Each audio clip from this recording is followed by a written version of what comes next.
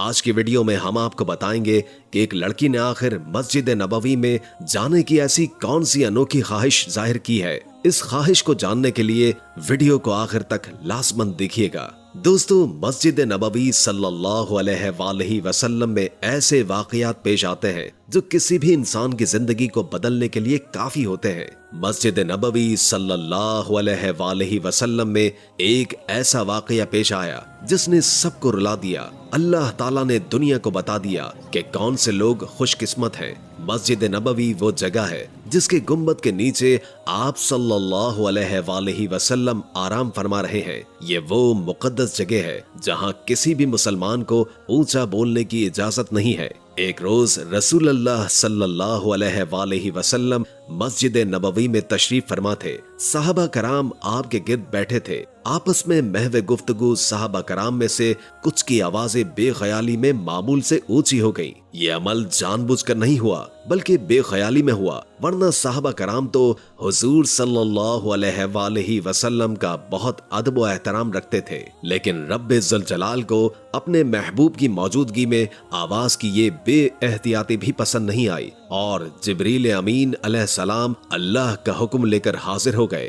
فرمایا، اے ایمان والو، اپنی آواز کو نبی صلی اللہ علیہ وآلہ وسلم کی آواز سے بلند نہ کرو، اور نہ نبی صلی اللہ علیہ وآلہ وسلم کے ساتھ اونچی آواز سے بات کرو جس طرح تم آپس میں ایک دوسرے کے ساتھ کرتے ہو۔ کہیں ایسا نہ ہو کہ تمہارا کیا کرایا سب غارت ہو جائے اور تمہیں خبر بھی نہ ہو۔ سورۃ الحجرات۔ اس آیت کے نزول پر صحابہ کرام اللہ کی ناراضگی کے خوف سے مزید محتاط ہو گئے۔ حضرت ثابت بن قیس رضی اللہ تعالی عنہ کی آواز قدرتی طور پر بھاری تھی اور بلند بھی۔ اس حکم خداوندی کے بعد انہوں نے خود کو گھر میں گوشہ نشین کر لیا اور باہر نکلنا بند کر دیا۔ تنہائی میں اتنا روتے کہ داڑھی آنسوؤں سے تر ہو جاتی، حتیٰ کہ کھانا پینا بھی ترک کر دیا۔ نبی کریم صلی اللہ علیہ وآلہ وسلم اپنے صحابہ کرام کے حال احوال سے باخبر رہا کرتے تھے۔ جب کئی دن گزر گئے اور حضرت ثابت بن قیس رضی اللہ تعالی عنہ نظر نہیں آئے تو آپ صلی اللہ علیہ وآلہ وسلم نے حضرت سعد بن معاذ رضی اللہ تعالی عنہ سے دریافت فرمایا، ثابت رضی اللہ تعالی عنہ کا کیا حال ہے؟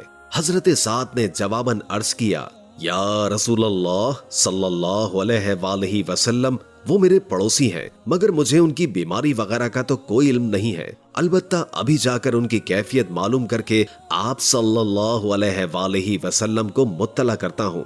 حضرت سعد رضی اللہ تعالی عنہ ان کے گھر گئے تو وہ سر جھکائے بیٹھے تھے۔ حضرت سعد نے پوچھا، اے ثابت، کیا حال ہے؟ جس پر انہوں نے جواب دیا، برا حال ہے، میری آواز سب سے بلند اور بھاری ہے۔ بعض اوقات غیر ارادی طور پر میری آواز رسول اللہ صلی اللہ علیہ وآلہ وسلم کی آواز سے بلند ہو جاتی تھی، لہٰذا اس آیت کے نزول کے بعد اب میرے سب اعمال ضائع ہو گئے اور اسی غم نے مجھے نڈھال کر رکھا ہے۔ حضرت سعد نے واپس جا کر نبی کریم صلی اللہ علیہ وآلہ وسلم کو مطلع کیا تو آپ صلی اللہ علیہ وآلہ وسلم نے فرمایا، تم ان کے پاس جاؤ اور ان سے کہو کہ وہ جنتی ہیں۔ بخاری۔ یہ ہے اللہ کے رسول صلی اللہ علیہ وآلہ وسلم کی عظمت کہ صحابہ کرام کو حکم دیا جا رہا ہے کہ نبی کریم صلی اللہ علیہ وآلہ وسلم کی مجلس میں بات کرو تو ادب اور قرینے کے ساتھ دھیمے لہجے میں کرو، کہیں ایسا نہ ہو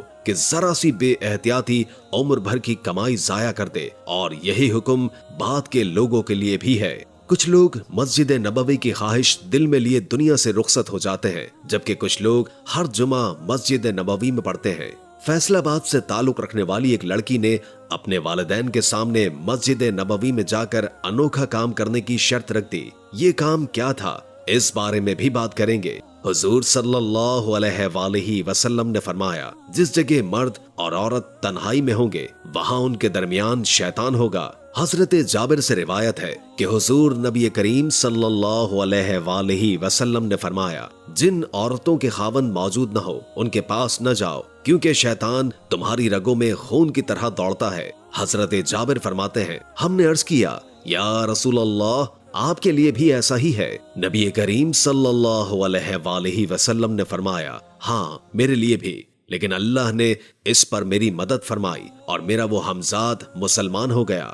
अहमद बिन हम्बल अल मसनद। हजरत उक़बा बिन आमिर रज़ी अल्लाह ताला अन्हु से रिवायत है कि रसूल खुदा ने फरमाया, तन्हा औरत ना महरम के पास जाने से परहेज करो।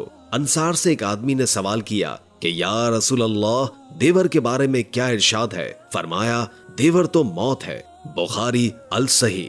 हजरत अब्बास रज़ी अल्लाह ताला अन्हु से रिवायत है कि हुजूर नबी करीम सल्लल्लाहु अलैहि वसल्लम ने फरमाया कि तन्हाई में कोई शख्स किसी औरत के पास न जाए मगर उसके जी महरम के साथ। तो एक शख्स ने खड़े होकर अर्ज की कि या रसूल अल्लाह सल्लल्लाहु अलैहि वसल्लम, मेरी बीवी हज करने जा रही है और मेरा नाम फुला गस्वा में लिख लिया गया है। फरमाया कि गस्वा में न जाओ और अपनी बीवी के साथ हज करो। बुखारी अल सही। एक सहाबी हुजूर नबी करीम सल्लल्लाहु अलैहि वसल्लम की खिदमत में हाजिर हुए। कहने लगे, या रसूल अल्लाह, मैं मुसलमान होना चाहता हूँ मगर मेरी एक शर्त है, मैं जना नहीं छोड़ सकता। या रसूल अल्लाह, मुझे जना की इजाजत होनी चाहिए। आपने उसे अपने पास बैठा लिया। ये हमारे रसूल खुदा सल्लल्लाहु अलैहि वसल्लम थे जो दुनिया की तरबियत करना चाहते हैं, जो दुनिया को अच्छाई और बुराई के बारे में बताना चाहते हैं। नबी करीम सल्लल्लाहु अलैहि वसल्लम ने उस नौजवान से पूछा, क्या तू पसंद करता है कि तेरी माँ से कोई बदकारी करे? फरमाया, या रसूल अल्लाह, मैं कभी नहीं चाहूंगा। फिर नबी अकरम सल्लल्लाहु अलैहि वसल्लम ने फरमाया, क्या तू पसंद करता है कि कोई तेरी बहन से बदकारी करे? फरमाया, या रसूल अल्लाह, हरगिज नहीं। फिर फरमाया, क्या तू पसंद करेगा कि कोई तेरी खाला फूफी से बदकारी करे? नौजवान कहने लगा, या रसूल अल्लाह सल्लल्लाहु अलैहि वसल्लम, मैं हरगिज ऐसा नहीं होने दूंगा। फिर आप सल्लल्लाहु अलैहि वसल्लम ने फरमाया, जिसके साथ तू बदकारी की इजाजत मांग रहा है, क्या वो किसी की बेटी, बहन या खाला नहीं लगती? दोस्तों, जो बेहया बनकर दूसरों के घरों में झांकता है उसका घर कभी बेहयाई से महफूज नहीं रह सकता।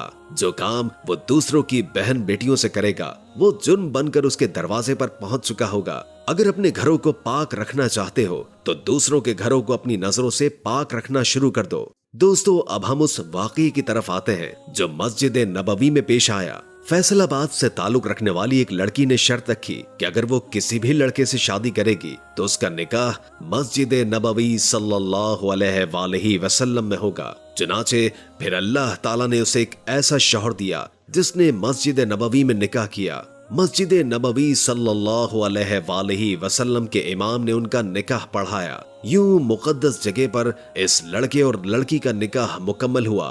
फिर उनकी तस्वीर पूरी दुनिया में वायरल हो गई। उन दोनों मियां बीवी ने गुंबद खजरा के सामने दुआ की। ये उनकी जिंदगी के सबसे उम्दा लम्हात थे जो उनको जिंदगी भर याद रहेंगे। दोस्तों, निकाह के लिए 4 शराइत लाजमी है। लड़की के वली या वालिद का राजी होना लाजिम है। वली के बगैर निकाह नहीं हो सकता।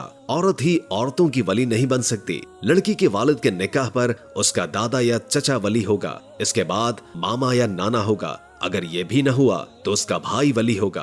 पहली शर्त यह है कि लड़के और लड़की दोनों को ये निकाह कबूल हो।